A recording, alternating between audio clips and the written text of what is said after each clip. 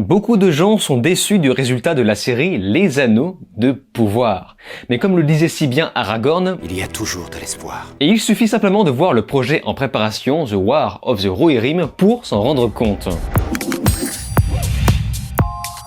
Salut à tous, c'est Vince sur Plot Time et on se retrouve aujourd'hui pour parler une nouvelle fois du Seigneur des Anneaux. Et bonne nouvelle, on va parler d'un projet qui va peut-être remettre un peu d'honneur dans la licence. Et vous allez voir que ça va faire le lien avec quelques thématiques que j'avais déjà abordées dans ma vidéo polémique. Vidéo que je vous recommande au cas où vous ne l'avez pas encore vue. Alors tout comme la nouvelle sur la série Jon Snow, ce nouveau projet sur le Seigneur des Anneaux date d'il y a déjà quelques mois. Ça fait un moment qu'on nous a parlé de ça, mais pourtant ça attise toujours autant notre curiosité.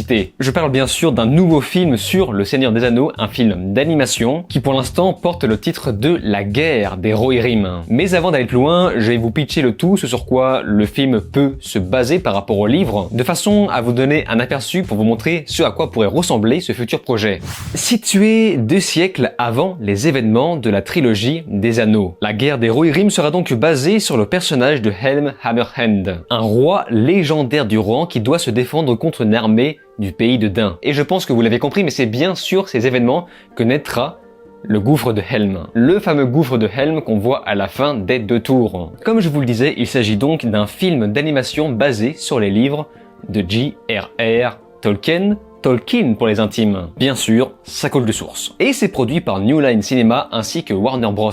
Les productions des 2 trilogies précédentes, et ça pour moi, c'est une bonne et une mauvaise nouvelle. Car on sait tous très bien que le Hobbit a souffert de la pression de la prod, et pour ça, je vous renvoie sur ma vidéo basée sur les 2 trilogies, et le tout sera animé par Sola Entertainment. Et c'est aussi là où je vais rester sceptique par rapport à ce projet. Car Sola Entertainment, eh bien, à vrai dire, c'est réputé pour produire de l'animation 3D de consommation. Et restez bien assis sur vos fauteuils car on en reparlera juste après. Mais retenez bien qu'ils sont par exemple responsables des dernières productions de Ghost in the Shell. Vous savez, les Ghost in the Shell en 3D qui, pour moi, disons-le, étaient quand même franchement dégueulasses. Contrairement aux Starship Troopers 3D qu'ils ont également fait, qui lui me rassure déjà un peu plus. Donc c'est pour ça que je me dis que s'ils sont capables de ça, ils sont peut-être capables du meilleur avec un peu plus de temps et surtout de budget. Et du temps, ce n'est pas ce qui leur manque car ça fait déjà plusieurs mois que leur projet a été mis sur le feu. Et le film sortira pas avant 2024, donc ça a intérêt à envoyer visuellement. Prenons en compte aussi que Kenji Kamiyama est à la réal, et contrairement au showrunner des Anneaux de Pouvoir, eh bien, nous avons là quelqu'un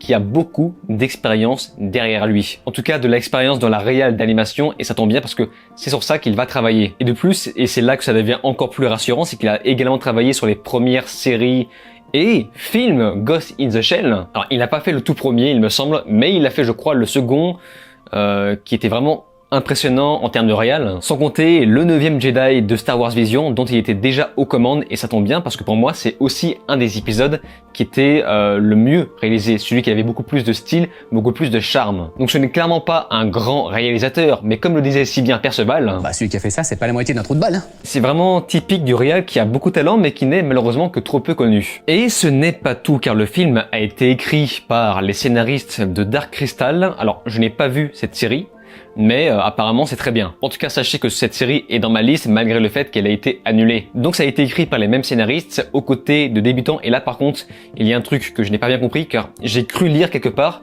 qu'en fait ces scénaristes ont été remplacés par 2 débutants. C'est très bizarre. Donc ça pour le coup ça me fait un peu peur, mais là où je suis à nouveau rassuré, c'est le fait de savoir que Philippa Boyens sera là à nouveau en tant que consultante. Rappelons que cette femme a bossé sur la majeure partie des films de Peter Jackson en tant que co-scénariste. D'ailleurs je pense qu'ils sont amis dans la vraie vie. Donc certes il n'y aura pas Peter Jackson sur le projet, mais on aura quand même cette personne plus d'autres qui ont, disons-le, un peu de talent. Donc, salade, tomate, oignon, mais c'est que ce projet a l'air sérieux, dis donc. Et ce n'est pas tout. Oui, oui. Helm Hammerhand, donc le 9e roi du Rohan, il me semble que ça sera le personnage principal de ce film, sera interprété en VO par Brian fucking Cox, alias Agamemnon, évidemment, dans le film 3. Plus charismatique, tu meurs. Et ce n'est pas tout. Miranda Otto reprendra également son rôle de Éowyn en tant que narratrice, puisque évidemment ça se passe bien avant. Un petit peu comme si elle nous contait une histoire légendaire assez lointaine. Et donc, dans tout ça, quel est mon avis? Eh bien en fait, mon avis est l'opposé total de la série. Je vais m'expliquer. C'est-à-dire que là pour l'instant, je suis confiant, si ce n'est très confiant sur le fond. Mais en revanche, je le suis beaucoup moins sur la forme. Voilà, c'est l'opposé total de la série. Alors certes, cette boîte d'animation n'est pas sur le même type de projet que les films et séries qu'elle a faites précédemment, qui pour moi étaient visuellement peu qualitatives. Donc vu qu'elle a plus de budget, plus de temps, on peut au moins s'attendre à un rendu 3D plus léché. Le problème c'est que moi, ce que je voudrais, c'est un rendu, mais autant léché que la série. Et si on nous parle d'un film d'animation 3D, je veux que ce soit aussi impressionnant à regarder que le premier artwork qui a été publié à ce sujet. Et rien que le fait de voir ça, ça attise déjà notre curiosité. Là où je suis un peu déçu, c'est que je pensais qu'on allait avoir à faire un film d'animation 2D traditionnel, mais apparemment non, quand on voit la boîte.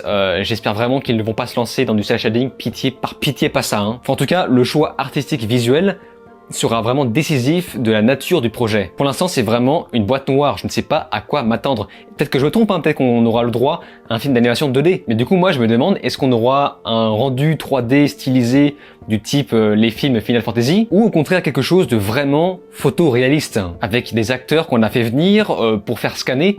Putain, un truc à la Beowulf. Eh mais je vous jure que je vais voir la putain de tronche de Brian Cox en tant que roi de Gondor en 3D. Mine is strength and lust and power. I am power.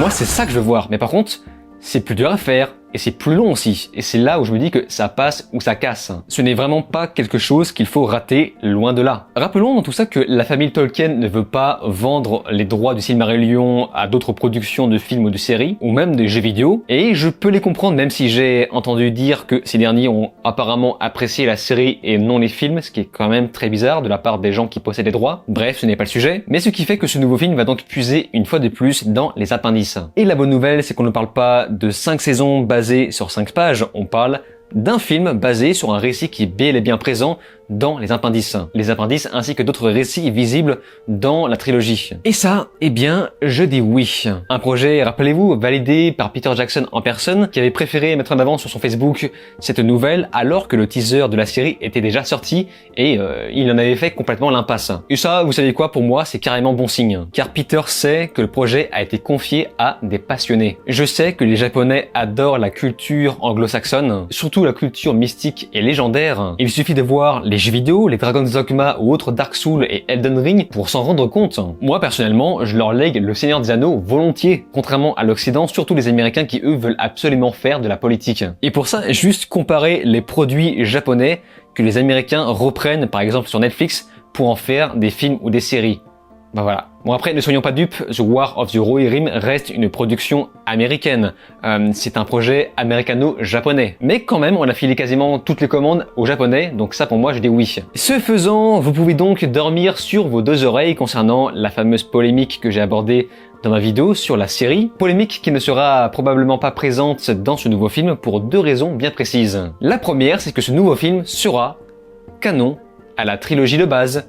Merci Seigneur! En tout cas, c'est ce que j'ai cru lire quelque part, mais pour moi, ça me paraît une évidence, vu que c'est la même société de production, avec une partie de l'équipe sur ce projet. La deuxième raison est celle que je vous ai citée tout à l'heure, c'est une boîte d'animation japonaise, et on a confié les rênes à un réalisateur japonais. C'est donc lui qui aura le fin mot de l'histoire, et il posera sa propre vision. Et ça nous renvoie complètement à tout ce que je vous avais dit sur ma vidéo où je parle de la polémique sur la série, que les productions de l'Est vont doucement dévorer l'Occident. Justement parce que les spectateurs se tourneront vers ce type de spectacle. Et le duel entre Elden Ring et les autres productions AAA de jeux vidéo en est peut-être un parfait exemple. Dites-vous bien que des gens de chez Ubisoft pleurnichaient sur les réseaux sociaux, ne comprenant pas pourquoi Elden Ring marche autant. Genre c'est vraiment ça les bouffait, ils ne comprenaient pas pourquoi. Même si je rappelle une énième fois, nous sommes sur un produit également américain. Donc calmons-nous quand même. En tout cas, personnellement, une fois que ce projet sera terminé, que le film soit bon ou mauvais, franchement, j'aimerais bien qu'on laisse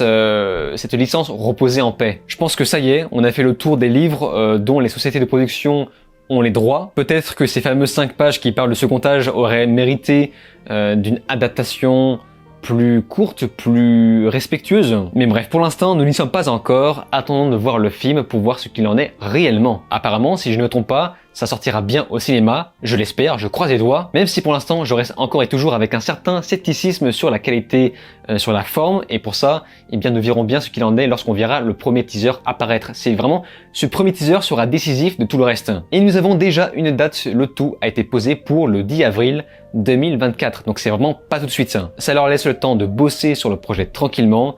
Bref, nous verrons bien. Dans tout ça, si vous avez un avis, eh bien n'hésitez pas à m'en faire part dans les commentaires, car comme d'habitude, je lis quasiment tout le monde. Et c'est sur ces mots qu'on se laisse. N'oubliez pas de vous abonner à ma chaîne YouTube, cliquez sur la cloche, souscrire si vous pouvez, et me rejoindre sur les réseaux sociaux. Je vous dis alors ciao et à la prochaine.